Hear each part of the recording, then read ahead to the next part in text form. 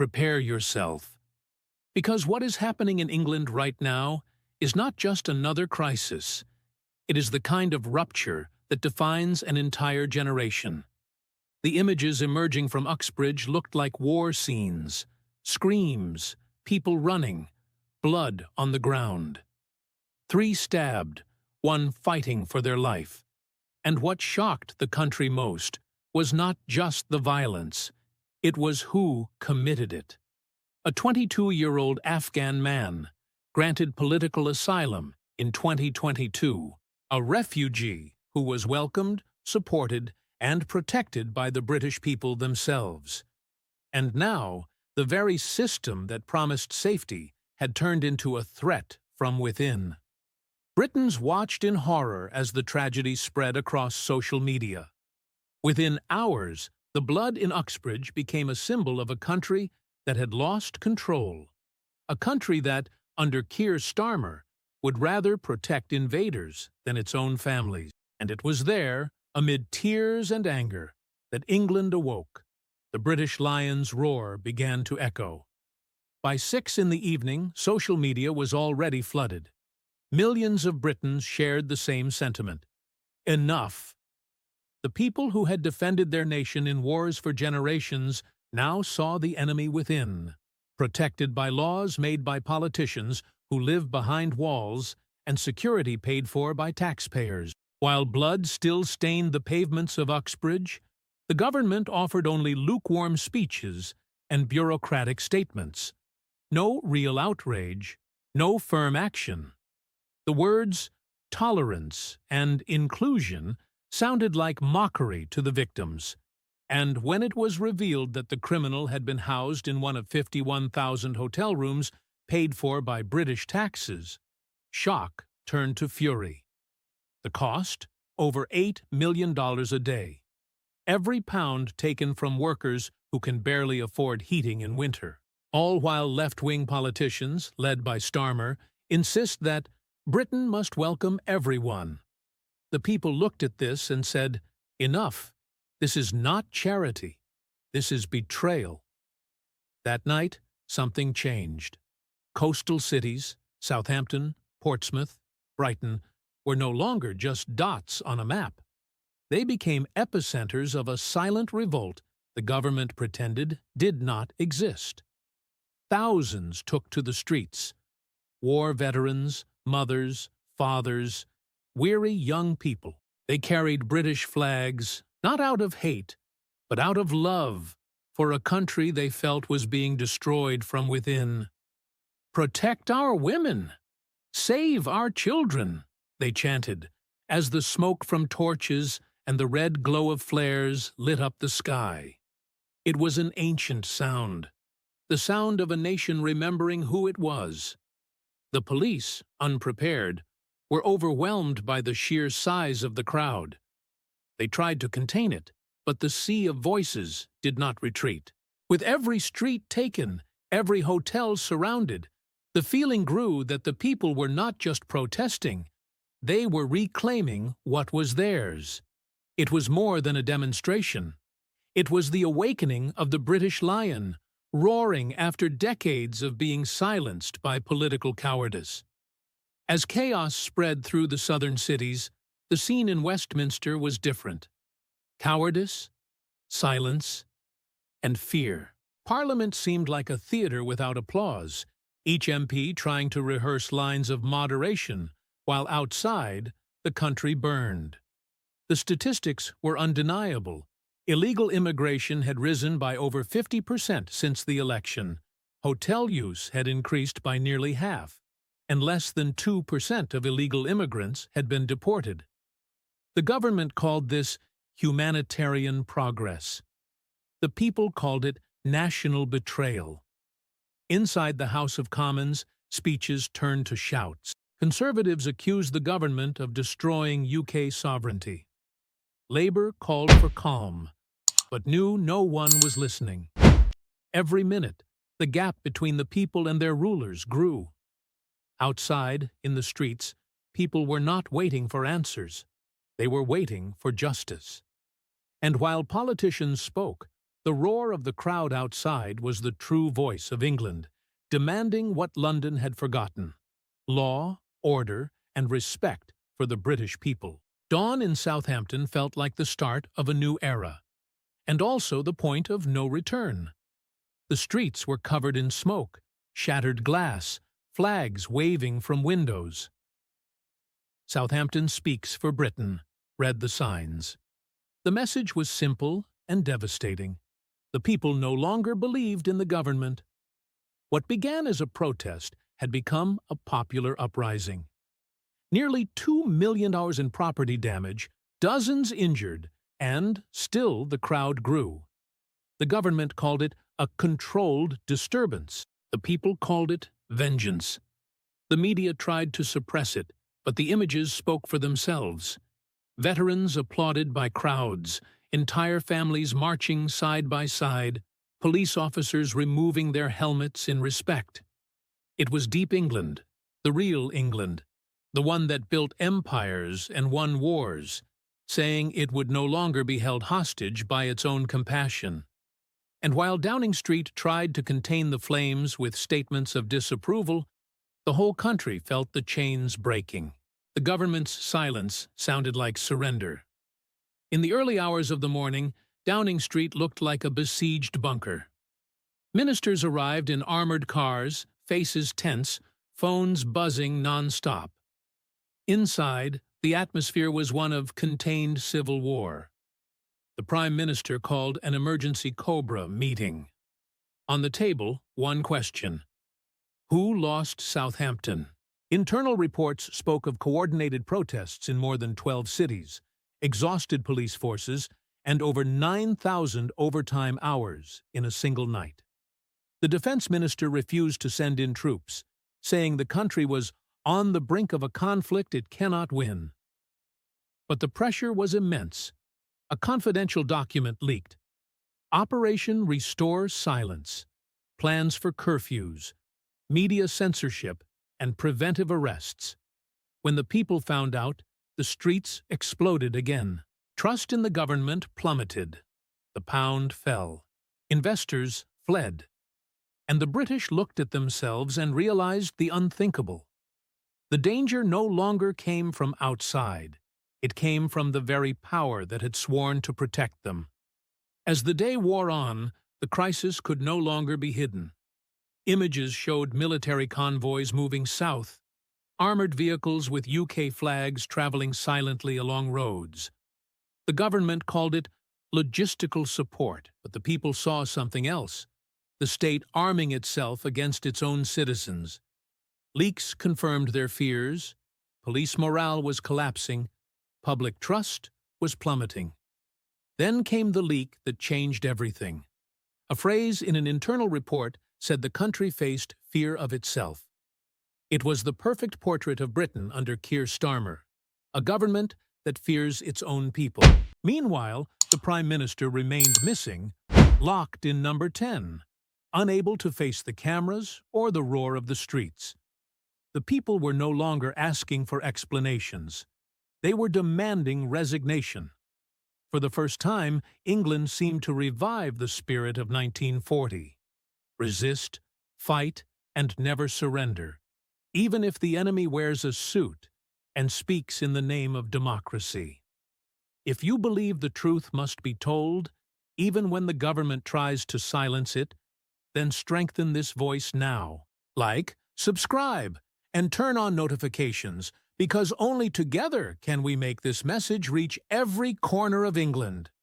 Every new subscriber is a Briton waking up, and that makes all the difference. When the government finally tried to react, it was already too late. By 8 in the evening, major broadcasters had entered censorship mode. News replaced by cooking shows and nature documentaries. But the truth had already escaped control. Within minutes, videos of the streets, protests, and crackdowns multiplied online. 47 million views in less than 24 hours. The old tactic of hiding chaos behind TV smiles no longer worked. The population watched, outraged, as scenes of elderly people coughing in tear gas, Mothers trying to protect their children, and veterans being pushed by police spread. The government said it had everything under control, but no one believed it. For the first time, journalists from the BBC and ITV began to break the imposed silence. Headlines asked direct questions. What are we defending?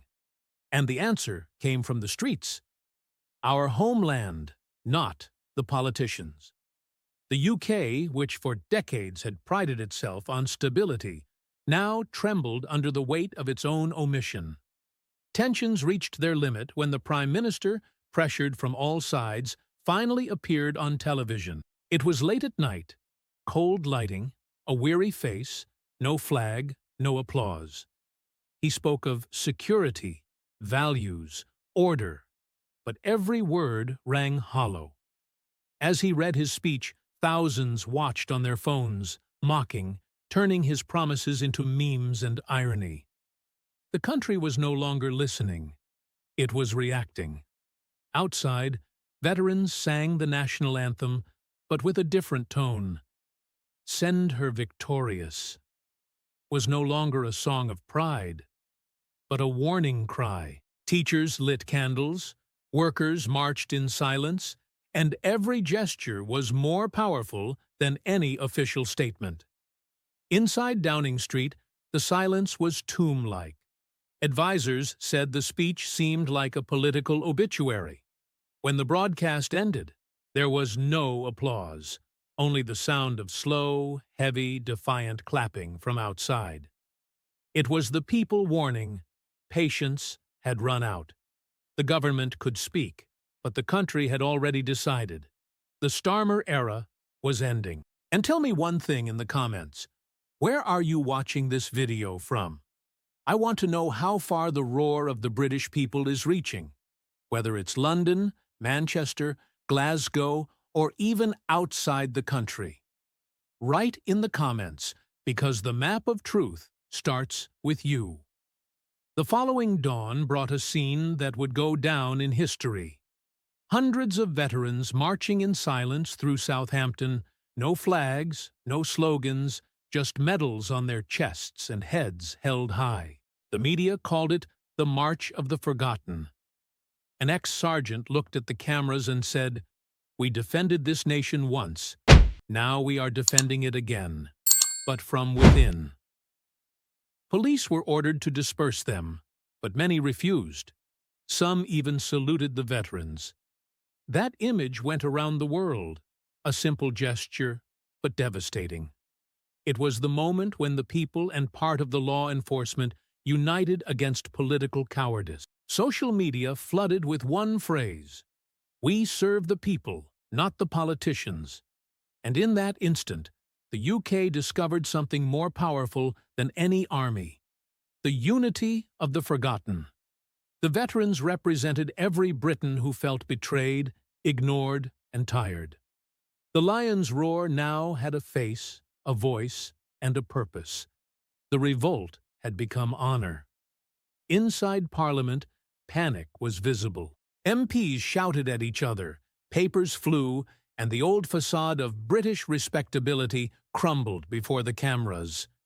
A Conservative MP stood up and shouted, "You have lost the people, you have lost the army, what is left?" No one answered. The Prime Minister stared at the table, motionless, pale, as if finally realizing that power no longer resided there. What remained of the government was divided between those who wanted to suppress by force and those who still believed in an impossible reconciliation. But the people no longer waited for promises. Online, veterans, retired police officers, and workers posted the same phrase: "We are Great Britain." The country that once saw itself as a safe island now realized the danger came from within, from decades of cowardice, from politicians who traded patriotism for easy votes. Every second of silence inside the chamber was an echo of the moral defeat of a government that no longer governed, and of a nation that was about to reinvent itself. As the sun set over London, the revolt transformed into something greater: a moral resistance. In more than 60 cities, Britons of all ages lit candles in windows, sang the anthem, and shared videos with the same caption: Britain remembers. It was no longer about Uxbridge or Southampton. It was about a generation that refused to be silenced. Priests spoke of blind kings and false shepherds. Teachers held outdoor lessons on freedom and responsibility. And even former government supporters admitted, the left has destroyed what was most sacred, the pride of being British. The protests were now silent, but deafening. There were no more stones or fire, just the sound of firm steps, of a people who understood that true strength does not come from violence, but from memory. England was not collapsing. It was awakening, rediscovering its own soul that politicians had tried to sell for the sake of political correctness. In the following hours, Great Britain plunged into a strange silence, not of fear, but of collective awareness. The streets, once ablaze, were now clean, and yet no one felt it was over. There was something different in the air, the sense that real power had changed hands. The government still existed on paper, but authority, respect, and morality had been reclaimed by the people. They govern, but we command, said the comments online. The Prime Minister tried to call another press conference, but no one showed up. The cameras were already in the streets, in the hands of citizens, in the eyes of veterans. The country that had always been a symbol of stability was now becoming a symbol of popular reaction against political cowardice. From the industrial north to the coast, from cathedrals to small villages, the feeling was the same. England was not destroyed. It was betrayed. And a betrayed people, once awakened, does not go back to sleep. The lion's roar echoed again, louder, more aware, more free. The next morning, the United Kingdom woke up different. There were no speeches, no promises, no headlines of hope, just a heavy silence, the kind that precedes great transformation. The government remained standing, but respect had evaporated. The people no longer needed orders. Now they watched. Every decision, every word from Starmer, every attempt at manipulation was met with contempt. The British no longer waited for heroes. They had become the guardians of the nation themselves. From Uxbridge to Southampton, from London to Manchester, the truth was the same. England had never been broken, just ignored. And now, having found its voice again, it had no intention of being silenced. The lion that had been silenced for decades was awake, eyes open, vigilant. And when the people remember who really holds the power, no government, no matter how powerful it believes itself to be, can silence the roar of freedom. The United Kingdom is not falling. It is being reborn.